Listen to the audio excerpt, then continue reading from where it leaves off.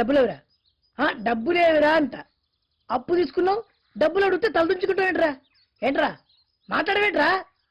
అప్పు తీర్చలేనప్పుడు పట్టాల మీద పని కట్టుకొని తలబెట్టి చచ్చిపో. ఎవర్రా ఇంత ఎమోషన్ ఉన్నప్పుడు ఫోన్ చేసింది? అబ్బో రాజేష్ గారు. అమ్మయ్య, ఇదిగో రేపటికల్లా చేస్తాడు కదా నాయన. తమ్ముడు కళా వర్కింగ్ రాజేష్, ఎక్కడున్నావు నాన్న? నువ్వెక్కడున్నావన్నా? రాజేష్ ఇప్పుడే వైజాగ్ వచ్చాను. రేపు నేనే మీ ఇంటికి వచ్చి డబ్బులు ఇచ్చేస్తానుగా. నువ్వు మా ఇంటి వరకు ఏమొస్తావులే గాని నేనే నీకోసం ఇప్పుడే వైజాగ్ వచ్చా. వైజాగ్ లో ఎక్కడ తమ్ముడు? వైజాగ్ లోనా? ఇదిగో తన్నీసుకో వచ్చేసా. వైజాగ్ వెదర్ బాగుంది కదా? ఈ 10 రోజుల జీవితంలో ఎంత పెను మార్పు ఎక్స్పెక్ట్ చేయలేదు కదా. ఇప్పుడు అర్థమైందా?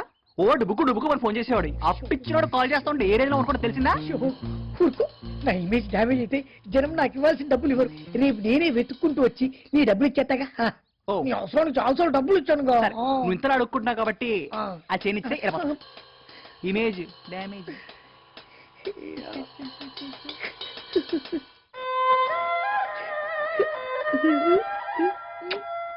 మా అత్తగారు పెళ్లికి పెట్టింది.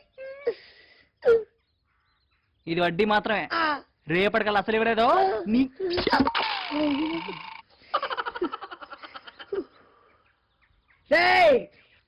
రేపటికల్లా నా డబ్బులు ఇవ్వకపోతే నీకు.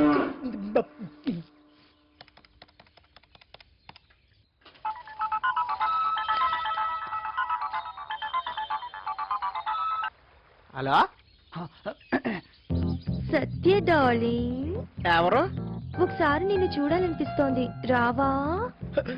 ఎక్కడికి? వేములమ్మ గుడి దగ్గరికి. వేములమ్మ గుడి పెద్ద దూరం లేదులే, 10 సెకండ్లో వచ్చేస్తాను. ఫోన్ పెట్టి కుమ్మేయాలి. రారా కర్రీ సన్నాసి.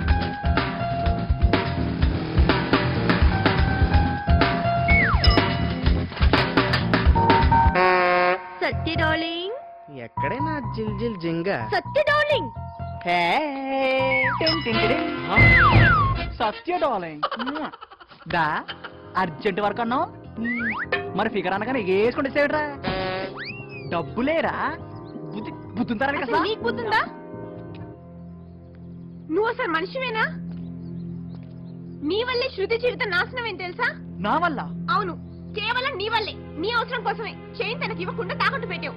దాని వల్లే వాళ్ళ బావ దాన్ని కాలేజ్ మానిపించి ఇంట్లో పెట్టి ఇష్టం లేని పెళ్లికి ఏర్పాట్లు చేస్తున్నాడు. చూడు, కేవలం ఆ చైన్ వల్ల ఎన్ని ప్రాబ్లమ్స్ వస్తాయి నేను అస్సలు అనుకోలేదు. వీటన్నిటికీ కారణం నువ్వు కాదా? ఇప్పుడు నేనేం చేయాలి? మరి నీ వల్ల బాధపడుతున్న శృతి బాధ్యత నీది కాదా? కాదు కాదు